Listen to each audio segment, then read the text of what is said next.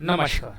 आज हम लोग अंतर्राष्ट्रीय अर्थशास्त्र के अंतर्गत देखने जा रहे हैं कि किस प्रकार से आर्थिक समृद्धि व्यापार की शर्तों को प्रभावित करती है। अर्थात आर्थिक समृद्धि के परिणाम स्वरूप आपके एक्सपोर्ट तथा इंपोर्ट के क्या पैटर्न में कोई बदलाव आ रहा है। कभी कभी अंतर्राष्ट्रीय मूल्य रेखा की ढाल में कोई परिवर्तन नहीं होता है, लेकिन आपके export and import behaviour after the growth impact डालती है टर्म्स ऑफ ट्रेड पर। तो उस विषय में आज हम लोग यहाँ पर देखेंगे, जानकारी प्राप्त करेंगे कि किस प्रकार से आर्थिक समृद्धि व्यापार की शर्तों को प्रभावित करती है और कैसे कंडीशन फेवरेबल हमारे होती है या हमारे प्रतिकूल होती है या तटस्थ होती है। इन तीनों विषयों पर आज हम लोग चर्चा करने जा रहे हैं। तो देखते हैं। सबसे पहले ये निर्भर करता है कि जो आपकी आर्थिक समृद्धि हुई है उसके पश्चात देश में उपभोग का पैटर्न किस प्रकार से प्रभावित हुआ। क्या ग्रोथ के बाद हमने आयात की मात्रा वही अनुपात में रखा है या पहले से ज्यादा आयात करने लगे हैं या पहले से कम आयात करने लगे हैं। तात्पर्य है कि जब इकोनॉमी में ग्रोथ हो जाता है तो हमको तीन प्रकार के बिहेवियर दिखाई पड़ते हैं। या तो हम लोग इंपोर्ट की मात्रा कांस्टेंट रखें, जो हम लोग आयात कर रहे हैं उसका अनुपातिक जो अनुपात है वो स्थिर रहे, तो हम कहेंगे कि हमारे पास तटस्थ है, यानी अंतर्राष्ट्रीय व्यापार की शर्तों में कोई परिवर्तन नहीं हुआ। लेकिन यदि हमारे इंपोर्ट ज्यादा हो जाए, हम उपभोग के लिए आयात पहले से बढ़ा लेंगे, तो ये स्थिति हमारे लिए क्या हो जाएगी, प्रतिकूल हो जाएगी। लेकिन ग्रोथ के बाद यदि हमारे आयात पहले से कम हो जाएंगे तो इस प्रकार की स्थिति निश्चित रूप से हमारे अनुकूल हो जाएगी। आज इन्हीं तीन बातों पर हम लोग चर्चा करेंगे कि ग्रोथ के बाद आपके देश का पैटर्न क्या है आयात के प्रति। आयात आपका स्थिर है या बढ़ रहा है या घट रहा है, और यही आयात आपकी व्यापार की शर्तों को भी प्रभावित करेगी। तो यही निर्भर करता है कि समृद्धि के पश्चात देश में उपभोग का पैटर्न किस प्रकार से प्रभावित हुआ। इस पैटर्न की आज हम लोग चर्चा करने जा रहे हैं। यदि समृद्धि के बाद हमने आयात तथा निर्यात का अनुपात वही रखा, यानी आपका एक्सपोर्ट और इंपोर्ट का रेशियो वही बना है, उसमें कोई चेंजेस नहीं हुए हैं, तो हम निश्चित रूप से कहेंगे कि जो हमारे पास व्यापार की शर्तें हैं, टर्म्स ऑफ ट्रेड हैं, वो क्या है, वो न्यूट्रल है। ठीक है, तो ये आपके पास जो कांस्टेंट वाली कंडीशन पे है। लेकिन कभी कभी क्या होता है, आर्थिक समृद्धि के परिणाम स्वरूप हमारे निर्यात अधिक हो जाते हैं और आयात कम हो जाते हैं।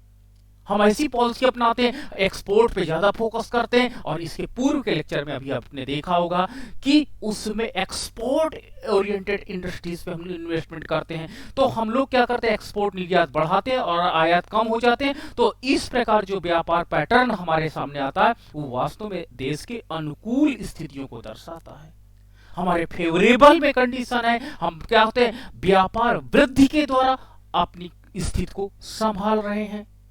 ठीक है, दूसरा हमारे पास देख सकते हैं कि जब आर्थिक समृद्धि के परिणाम स्वरूप देश में आयातित वस्तुओं की मात्रा अधिक हो जाती है, हम लोग ज्यादा इंपोर्ट करने लगते हैं अपने उपभोग को मेंटेन करने के लिए, तो बैलेंस ऑफ पेमेंट हमारा क्या हो जाता है, बिगड़ने लगता है। जब बैलेंस ऑफ पेमेंट बिगड़ने लगता है तो निर्यातित वस्तु का अनुपात कम हो जाता है।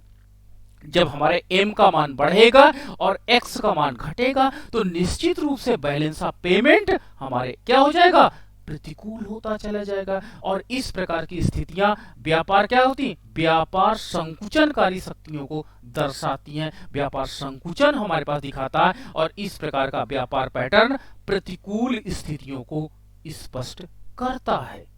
ठीक है, तो तीन स्थितियों पे हम बात करते हैं। एक देश के लिए स्थितियां कौन सी अच्छी होती हैं, एक देश के लिए हरदम अनुकूल स्थितियां होती, जब हम लोग क्या करें, हमारे पास आर्थिक समृद्धि के परिणाम स्वरूप स्थितियां अनुकूल हों। अनुकूल का तात्पर्य है कि हम एक्सपोर्ट पे ज्यादा फोकस करें, हमारे निर्यात अधिक हो जाएं तथा इंपोर्ट कम से कम हो। इंपोर्ट हम लोग कम करें, तो इस तरह की नीतियां एक देश के लिए हरदम फेवरेबल होंगी। लेकिन प्रतिकूल स्थिति के अंतर्गत क्या होता कि हमारे देश में उपभोग बढ़ जाता है आयातित वस्तु का। तो ये तीन स्थितियों को लेकर के हम डायग्राम के माध्यम से आगे विवेचना करते हैं, लेकिन इससे पूर्व हम देखते हैं कुछ बेसिक मान्यताएं। वो मान्यताएं कौन सी हैं जिसके अंतर्गत ये सिद्धांत काम करेगा। पहला, केवल घरेलू देश में वृद्धि का अनुभव करता है, यानी दो कंट्री होती है, निश्चित रूप से ए एंड बी कंट्री होगी, लेकिन आपको यह ध्यान में रखना कि जो ग्रोथ है वो केवल घरेलू कंट्री में अनुभव हो, दूसरी कंट्री पे ना पता चल रहा हो। दूसरा हमारे पास है समृद्धि जिसके कारण हुआ उस घटक को यहां पर नहीं लिया गया। What is the reason for growth? Growth technology development से हुआ कि स्किल डेवलपमेंट से हुआ है कि आपके पास मिनरल्स मिल गए हैं कि आपके पास लेबर को अपने ट्रेंड कर दिया। बहुत कारण हो सकते हैं ग्रोथ के, लेकिन उन कारणों को यहाँ पर नहीं लिया गया है। नाउ द नेक्स्ट है अंतरराष्ट्रीय व्यापार की शर्तें स्थिर है। जो इंटरनेशनल प्राइस लाइन है इसमें चेंज नहीं होता। केवल यहां पर हम लोग स्टडी करेंगे कि आपका एक्सपोर्ट इंपोर्ट बिहेवियर कैसे चेंज हो रहा है, उस पर हम बात करेंगे।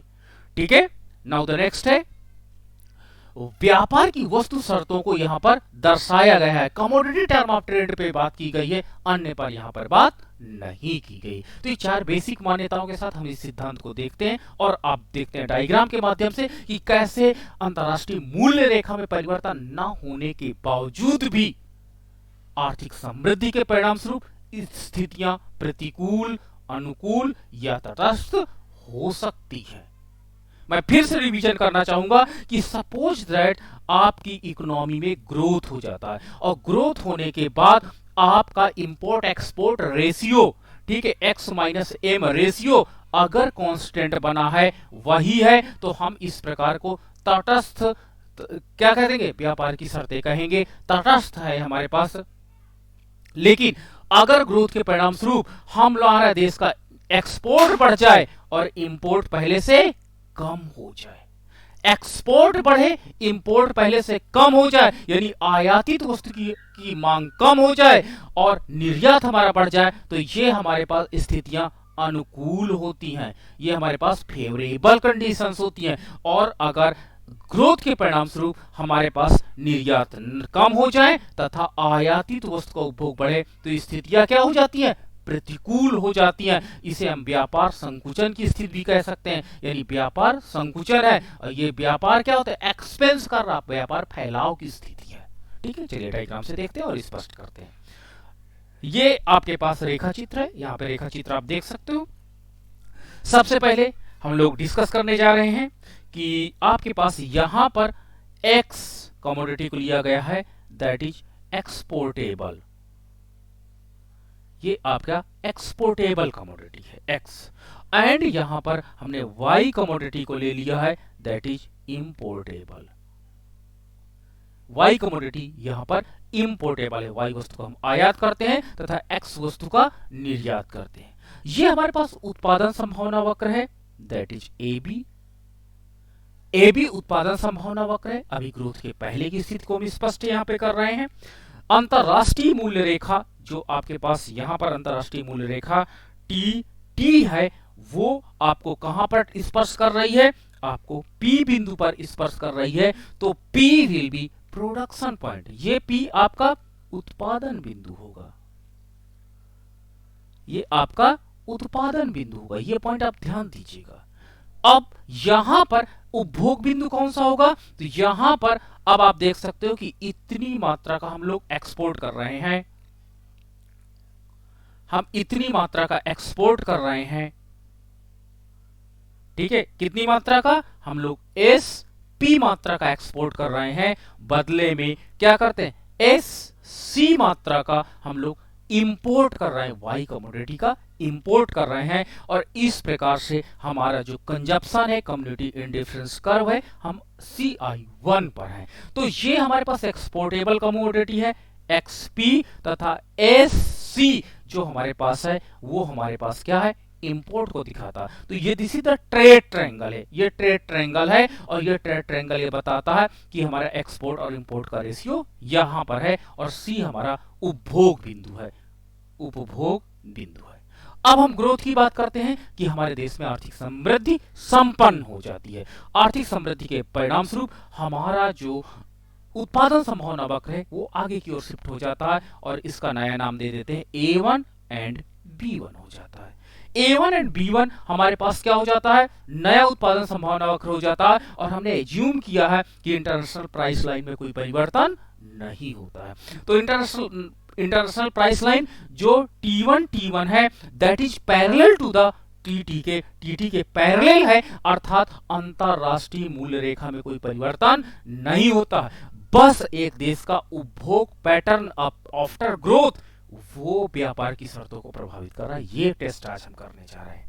तो अगर अब हमारे पास प्रोडक्शन पॉइंट क्या हो जाएगा, नया प्रोडक्शन पॉइंट P1 हो जाता है। अब हम इस बिंदु पर उत्पादन करते हैं, ठीक है।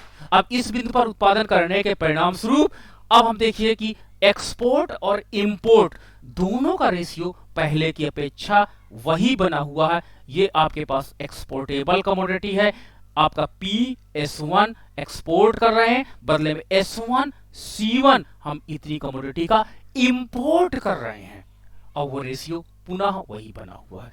अतः हम कह सकते हैं कि नया कम्युनिटी इंडिफरेंस कर्व CI2 पर आ जाते हैं और हम देख सकते हैं कि हमारा उपभोग बिंदु C से C1 हो जाता है तथा हमारा प्रोडक्शन पॉइंट P से P1 हो जाता है। और ये जो हमारा ट्रायंगल का एक्सपोर्ट इंपोर्ट रेशियो है ये पुराने ट्रायंगल के एक्सपोर्ट इंपोर्ट रेशियो के बराबर है, ठीक है।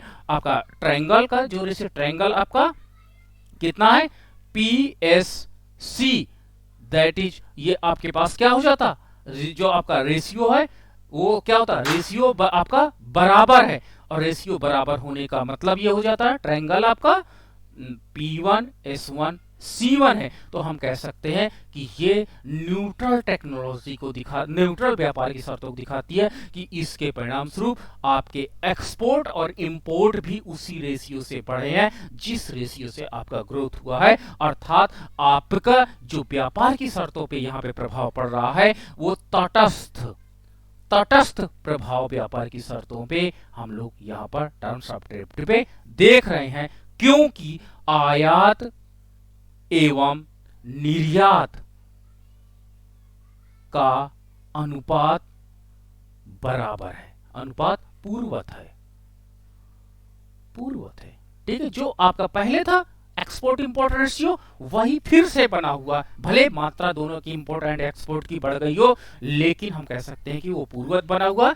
अतः हम कह सकते हैं कि यहाँ पर तटस्थ प्रभाव पड़ रहा है व्यापार की शर्तों पर। चलिए हम दूसरी स्थिति को विवेचना करते हैं। अब हम इस स्थिति के अंतर्गत देखते हैं कि कैसे आपके पास फेवरेबल या अनफेवरेबल कंडीशन आपके पास आफ्टर ग्रोथ होती है। फिर से वही आपके पास यहाँ पर एक्सपोर्टेबल कमोडिटी है और यहाँ पर इंपोर्टेबल कमोडिटी है, ठीक है। ये आपके पास उत्पादन संभावना वक्र AB है, इस पर अंतरराष्ट्रीय मूल्य रेखा T स्पर्श कर रही है। This is the production point P है, उत्पादन बिंदु है। ये आपके पास एक्सपोर्ट है एंड ये आपके पास इंपोर्ट लाइन है और ये आपके पास कंजप्शन पॉइंट C1 हो जाता है एंड ये आपका देख सकते हो कि ये आपके पास कम्युनिटी इंडिफरेंस कर्व हो जाता है, ठीक है। कम्युनिटी इंडिफरेंस कर्व हो जाता है। ये आपका P1 S आपका एक्सपोर्ट को दर्शा रहा है, SC1 आपका इंपोर्ट रेशियो इंपोर्ट को दर्शा रहा है।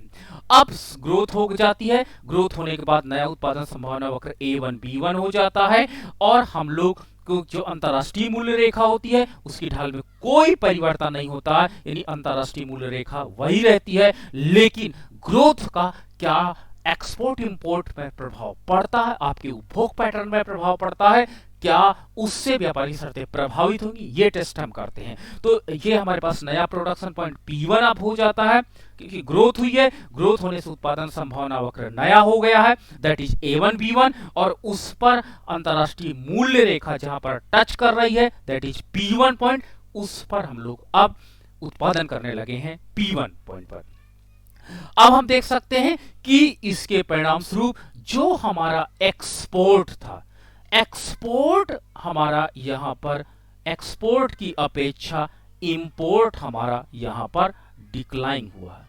The ratio between export and import यहां पर कम हुआ है। आप देख सकते हो कि अब हम इंपोर्ट कम करने लगे। यहां से आप देख सकते हो कि इंपोर्ट कम किए हैं, यानी ग्रोथ के बाद हमने एक्सपोर्ट इंडस्ट्री पे ज्यादा फोकस किया, इंपोर्ट हमारा रिड्यूस हुआ, कम हुआ है, यानी व्यापार की शर्तें हमारे अनुकूल हो गई हैं। अर्थात ये व्यापार उन्मुख नीति को दिखा रहा है। ठीक है, तो और हमारा जो कंजप्शन पॉइंट है वो कंजप्शन पॉइंट CI2 पर हम चले जाते हैं और नया इक्विलिब्रियम पॉइंट C2 हो जाता है। और इस प्रकार हम देख सकते हैं कि उपभोग जो रेखा आपके पास है, उपभोग बिंदु C1 से हम C2 पर आ जाते हैं। ठीक है, और इंपोर्ट रेशियो हमारा पहले की अपेक्षा डिक्लाइन होता, आयात की मात्रा पहले की अपेक्षा कम होती है और एक्सपोर्ट पहले की अपेक्षा बढ़ता है। तो ये हम कह सकते हैं कि हमारे पास अनुकूल स्थितियां हैं और अनुकूल स्थितियों होने से हमारा उपभोग का स्तर बढ़ा है। अंतरराष्ट्रीय मूल्य रेखा वही होने के बावजूद भी व्यापार की शर्तें हमारी अनुकूल हुई हैं। ठीक है, तो यहां पर हम देख सकते हैं कि क्या होता है, व्यापार की शर्तें अनुकूल हुई हैं। अनुकूल हुई है मतलब क्या होता है, आयातों की मांग कम हुई है, आयातों की मांग कम हुई है। ठीक है, आपका निर्यात बढ़े हैं और ये व्यापार अनुकूल स्थिति है, व्यापार के अनुकूल स्थिति हमको यहां पर प्राप्त हो जाती है। ठीक है, तो अंतरराष्ट्रीय मूल्य रेखा में परिवर्तन ना होने के बावजूद भी व्यापार की शर्तें आपके अनुकूल हो जाती है। It will be depend upon your import export pattern. अब आपके आयात की मात्रा पहले से कम हुई है, आयात का रेशियो पहले से कम हुआ है। नाउ द नेक्स्ट है, अगला है, देख सकते हैं ये आपके पास आपका उत्पादन संभावना वक्र AB है। ये आपके पास अंतरराष्ट्रीय मूल्य रेखा जो स्पर्श कर रही है, ये आपका P पॉइंट है जो प्रोडक्शन पॉइंट है, ये एक्सपोर्ट की मात्रा को दर्शाता है। SP आपका एक्सपोर्ट दिखाता है एंड आपका SC जो है वो इंपोर्ट को दिखाता है। इस तरह कम्युनिटी इंडिफरेंस कर्व आपका CI1 हो जाता है। अब आर्थिक समृद्धि होती है, आर्थिक समृद्धि के परिणाम स्वरूप नया उत्पादन संभावना वक्र A1 B1 हो जाता है। अंतरराष्ट्रीय मूल्य रेखा वही ढाल की रहती है, यानी अंतरराष्ट्रीय मूल्य में कोई परिवर्तन नहीं होता है।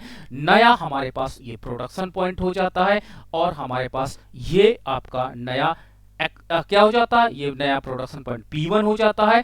P1 S1 आपका एक्सपोर्ट रेशियो है तथा ये S1 C1 आपका इंपोर्ट है। अब इंपोर्ट रेशियो यहां पर बढ़ा है, आफ्टर ग्रोथ इंपोर्ट रेशियो यहां पर क्या हुआ है, इंक्रीज किया है।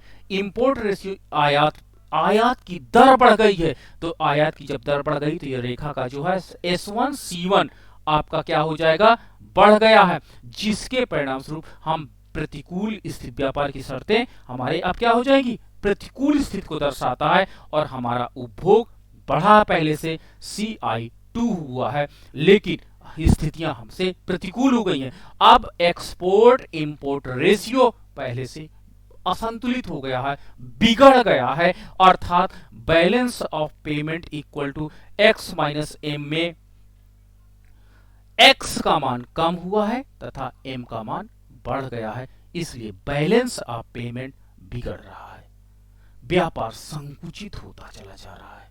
तो इस प्रकार हम देख सकते हैं तीनों डायग्राम के माध्यम से कि आर्थिक समृद्धि के परिणाम स्वरूप आपके देश में आयात निर्यात का पैटर्न बहुत इंपॉर्टेंट रखता है कि ग्रोथ के बाद लोग कहीं आयातित तो मर्सिडीज की डिमांड तो नहीं बढ़ाती, ऐसी ऐसी वस्तुओं का डिमांड तो नहीं बढ़ाती है जो विश्व लेवल पे लग्जरियस कमोडिटी है। उससे क्या हो जाएगा, आपके देश में प्रॉब्लम आ सकती है।